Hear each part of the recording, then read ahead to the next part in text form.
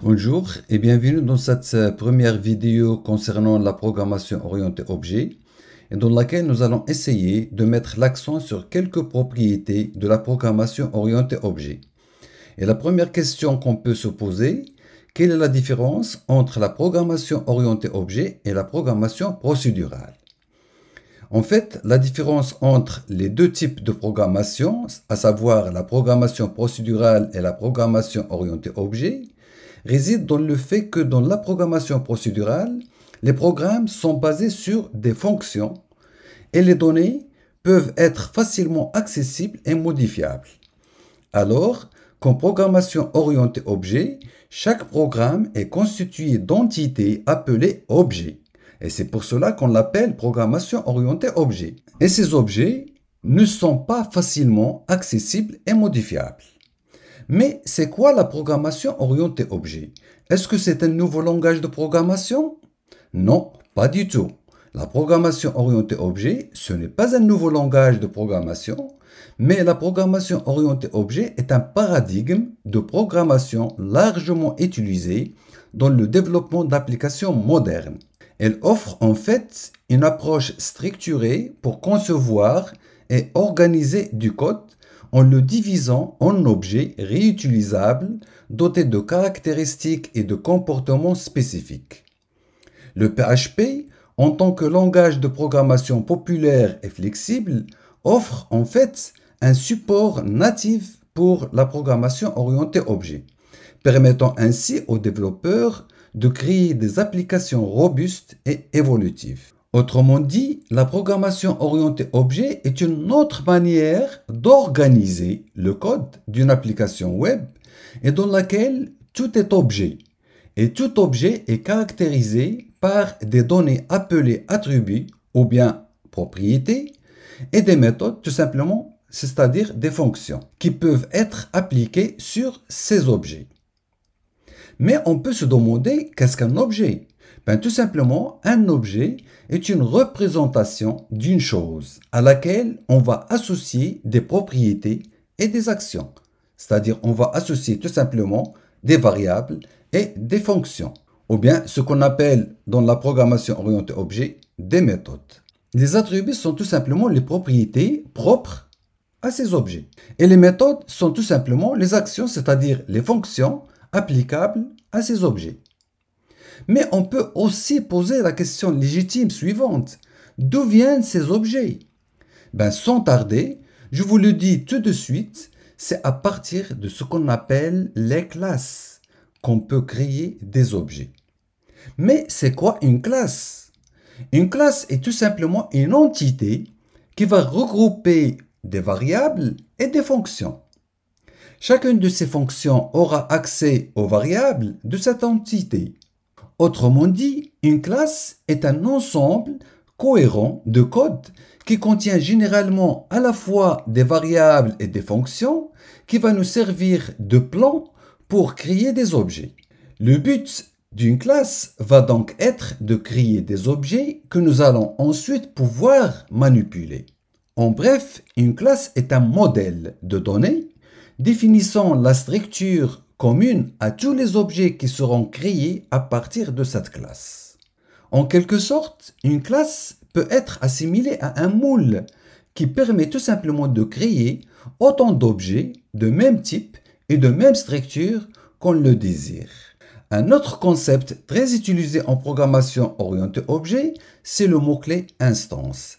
Pour cela, on peut se poser la question dès maintenant, qu'est-ce qu'une instance? Tout simplement, lorsqu'on crée un objet à partir d'une classe donnée, on réalise ce qu'on appelle une instance de classe. Si on revient à l'exemple de moule, la création d'un objet à partir de ce moule aboutit à l'extraction d'un objet qui dispose en fait les propriétés de ce moule. C'est tout simplement le phénomène d'instanciation et l'objet ainsi créé est de type de nom de la classe à partir de laquelle on a créé l'objet. Et avant de passer à vous donner quelques exemples, je précise que la programmation orientée objet repose sur trois concepts clés, à savoir le concept d'encapsulation, le concept d'héritage et le concept de polymorphisme. Au cours de cette formation, nous allons explorer en détail les concepts clés de la programmation orientée objet, tels que les classes, les objets, l'encapsulation, l'héritage et le polymorphisme. Nous aborderons comment définir des classes et créer des objets de manière détaillée. Nous allons apprendre aussi comment encapsuler des données et des fonctionnalités dans les classes.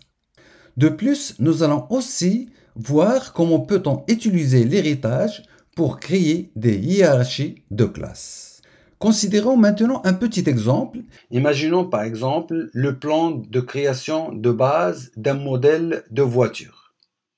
Ce plan va définir les différents éléments des voitures. Toutes les voitures ont un nom, un moteur, des portes, des roues, une couleur, etc., etc. Ce sont donc les variables.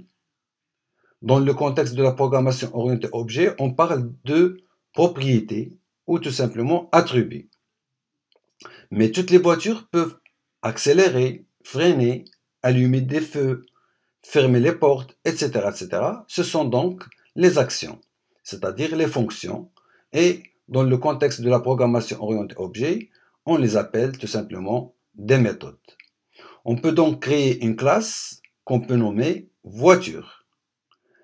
Donc, à partir de ce plan, c'est-à-dire à partir de cette classe qu'on a nommée voiture, on va pouvoir donc créer des voitures réelles qui possèdent bien sûr des noms différents, des moteurs différents, des couleurs différentes, etc., etc. Les voitures créées sont ici nos objets, tout simplement. On peut créer par exemple une voiture de type Citroën, par exemple C4, une Mercedes, une Peugeot 308, et ainsi de suite. Donc ce sont, pour nous, lorsqu'on dit par exemple, on va créer donc une voiture Citroën C4 par exemple, donc c'est un objet qui a été créé à partir d'un plan, à partir de la classe qu'on a nommée voiture. Voilà. Ce sont donc des objets de type voiture au terme de la programmation orientée objet. Voyons un autre exemple. Supposons qu'on veut, par exemple, créer un espace membre. Donc, on doit prévoir une classe qui regroupe toutes les propriétés communes et les fonctions communes de chaque utilisateur. Et à partir de laquelle, on peut créer, c'est-à-dire instancier, des utilisateurs. Donc, on peut avoir, par exemple, sur notre site, plusieurs types d'utilisateurs. Par exemple, des utilisateurs qui ont le droit tout simplement de lire nos articles, d'autres utilisateurs qui ont le droit, par exemple, d'écrire des commentaires, d'autres utilisateurs qui permettent de publier des articles, etc., etc. Mais tous ces utilisateurs ont certains points communs. Par exemple, ils ont un nom, ils ont une adresse email, peut-être un numéro de téléphone, etc., etc. Donc, pour cela, donc on peut créer une classe qu'on peut l'appeler utilisateur, tout simplement, et qui va regrouper toutes les propriétés et toutes les méthodes communes à chaque utilisateur. Voilà. En fait, c'est une vidéo donc introductive concernant la programmation orientée objet de manière théorique. À partir de la vidéo suivante, nous allons donc voir réellement qu'est-ce que ça veut dire une classe, qu'est-ce que ça veut dire un objet, comment peut-on les déclarer, comment peut-on les utiliser, et ainsi de suite. Donc c'est tout pour cette vidéo, je vous dis à tout de suite.